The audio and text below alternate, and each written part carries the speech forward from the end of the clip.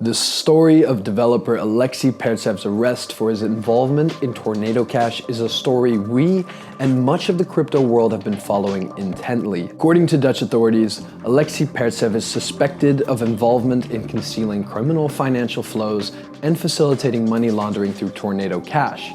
Those who defend Pertsev, namely those who believe in the right to privacy in crypto, say Pertsev merely contributed open source code that was abused for money laundering, and that he isn't personally responsible for said money laundering. There is so much to talk about regarding this case and its wider implications, and we can't just fit it all into a Defiant Daily video. However, we have been working on a long-form investigative report on the matter that we will publish as soon as possible, and we just attended the first public trial on the Alexey Pertsev case, which means we have some immediate information we can share with you. Today is November 22nd, exactly 90 days since the judge ruled that Alexey Pertsev must remain in detention after his initial arrest on August 12th. 90 days is the exact amount of time Pertsev could legally be held without charges or a hearing taking place, which is why we found ourselves in the city of 's-Hertogenbosch, aka Den Bosch in the south of the Netherlands, where a pro forma hearing has just taken place at the local court. For context, a pro forma hearing is the first trial after the legal 90-day detention time to determine whether the case of an accused person is ready to be heard, and whether it is necessary to keep the accused detained if the investigation is ongoing. Pro forma trials tend to be short and swift, so we didn't expect to get a complete picture of the case. But in the end, it took nearly 3 hours and we are walking away with a number of new revelations. How did it go down in court today? Well, from the prosecutor's side, the main points were, number 1, Tornado Cash is a large-scale laundering operation. Number 2, it is a lie that Pertsev is just a developer who provided open source code and that he does in fact play a big role in the mixer's daily operations. Number 3, Pertsev did in fact know that large-scale money laundering was taking place and he didn't make moves to stop it. And they're also saying that he refuses to speak to prosecutors and has yet to deliver a declaration. Number 4, he benefited financially from Tornado Cash, and the earnings he made off Tornado Cash is what incentivized him not to install upgrades that prevent money laundering. And number 5, the prosecutors want to continue the investigation and make sure Pertsev stays in jail as the investigation takes place due to flight risk reasons. Alexey Pertsev's defense has this to say. Number 1, Tornado Cash is not for laundering money, but for granting crypto users the right to privacy, and that ultimately it's the users that decide what to do with that privacy. Number 2, Tornado Cash is code owned by no one, therefore Pertsev couldn't have stopped money laundering even if he wanted to. Number 3, Pertsev wants to deliver a written statement, but has received very little information from the investigation and much has yet to be translated into a language he can understand. So he can't really deliver a written declaration yet, but he has started on one. Number 4, the defense also says Pertsev is by no means a flight risk and that he is willing to agree to all requirements set out by the authorities in order to wait out the rest of the investigation at home with his wife. Whether the judges will allow him to do this, we'll get to that later. Before we get to more of the details, we would like to tell you a little bit more about our very own DeFi Alpha Black Friday sale. DeFi Alpha is the only newsletter you need to cut through all the noise in the decentralized finance space. Get yield earnings options, investment opportunities, and more delivered straight to your inbox every Friday. With DeFi Alpha, you can be among the first to receive curated DeFi knowledge about new projects, market insights, investment opportunities, NFT roundups, and airdrop alpha.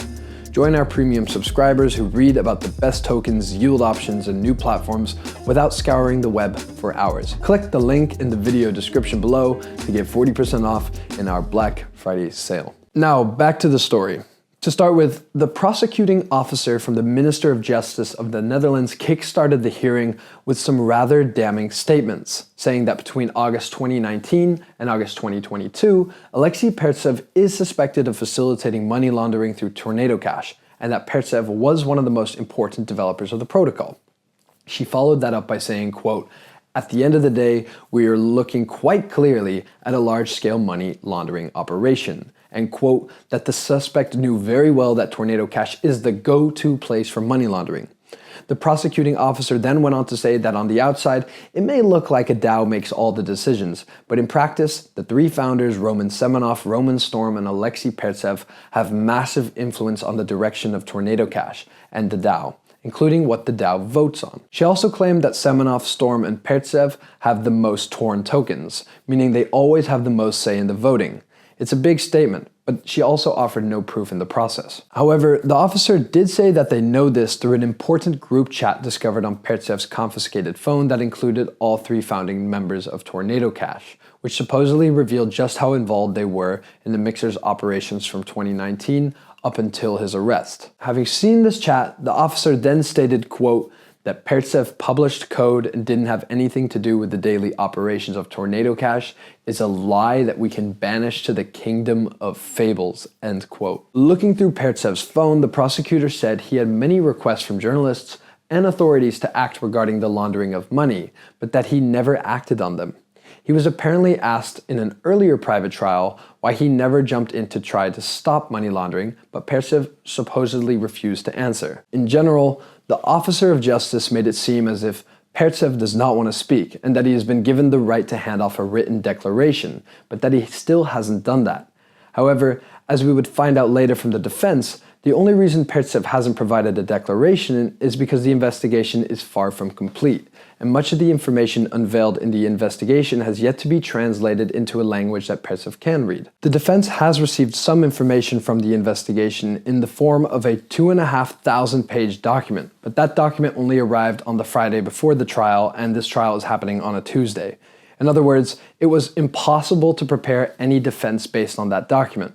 The prosecuting team claims that the investigation isn't complete yet because they are still trying to figure out how to unlock Pertsev's confiscated laptop. The officer of justice claimed that Pertsev had no incentive to install anti-money laundering upgrades because Tornado Cash would lose a huge portion of their clients, namely criminals. She also added that Pertsev gets a salary from Peppersec, the other company that he's founded, but that there is no way that he and his wife could have been living solely off that salary, claiming that this is obvious because of their nice standard of living and the Porsche they bought, which has also been confiscated. As the officer put it in Dutch, Pertsev verdient een goede boterham door torn, which is the Dutch way of saying he earns a lot of good dough through torn tokens.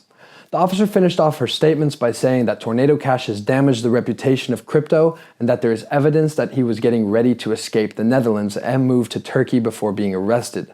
Therefore, the prosecutors believe he is a flight risk and that they see no reason for him to leave detention. After a small break, the judges claimed they were not too happy with the minister because her opening statement dragged on far too long and subsequently gave the defense less time to carry out their statements. Responding to the prosecutor's claims, Pertsev's lawyer said that the charge of facilitating money laundering is simply far too broad of a charge that doesn't take into account the technical complexity of Tornado Cash. The defense also said that Tornado Cash stands on itself without Pertsev and the other founders, and the ability for Pertsev to stop the laundering of money is not a case of not wanting to, but not being able to. They say Tornado Cash isn't a company nor is it an entity by itself, and it does not require the type of maintenance that the prosecutors claim Pertsev helped provide to Tornado Cash. They said ultimately the goal of the mixer is to deliver privacy, and that the users themselves decide what to do with that privacy. Responding to a statement made by the prosecutor, who said that Tornado Cash is no different to other criminal Bitcoin mixers, the defense said that this is a very dangerous claim to make, as Bitcoin mixers work in a centralized manner while Tornado Cash does not. Plus, Tornado Cash never gets access to the funds deposited into the mixer. In other words, the funds always belong to the users. Ultimately, the defense made it clear that they think it's ridiculous to think Pertsev was so criminally minded considering he and others have been completely transparent about the usage of Tornado Cash, speaking publicly about it at crypto-related events. As for the accusation that Pertsev was planning to escape to Turkey after OFAC sanctions came into place, the lawyer stated that Pertsev had booked round-trip vacation tickets 1.5 weeks before the sanctions came into play, so the accusation is bullshit. Apparently, he had plans to go to Moscow to pick up his underage sister, fly through Istanbul on the way back, and head to Paris where he was going to take his sister to Disneyland before taking the train back to Amsterdam. All those bookings had already been made and paid before sanctions came into play.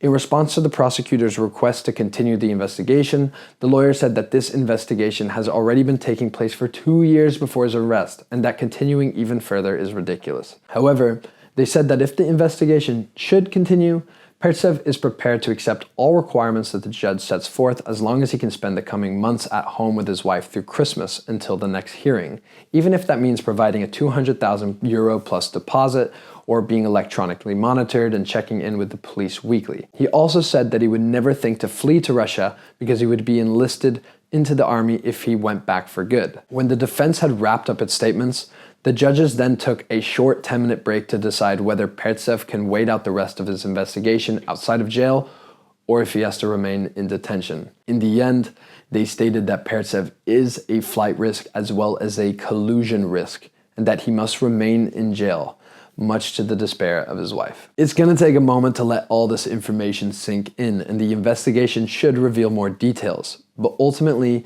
this was more of a he said, she said trial rather than a complete trial, and the full implications of this case will have to be seen. Judging by the prosecutor's tone and the quick decision of the judges though, one thing seems very clear.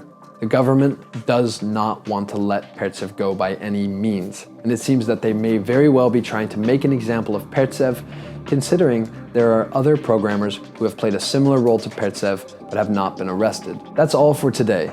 Please keep your eyes out on the full investigation we'll be putting out soon on Tornado Cash and Alexey Pertsev.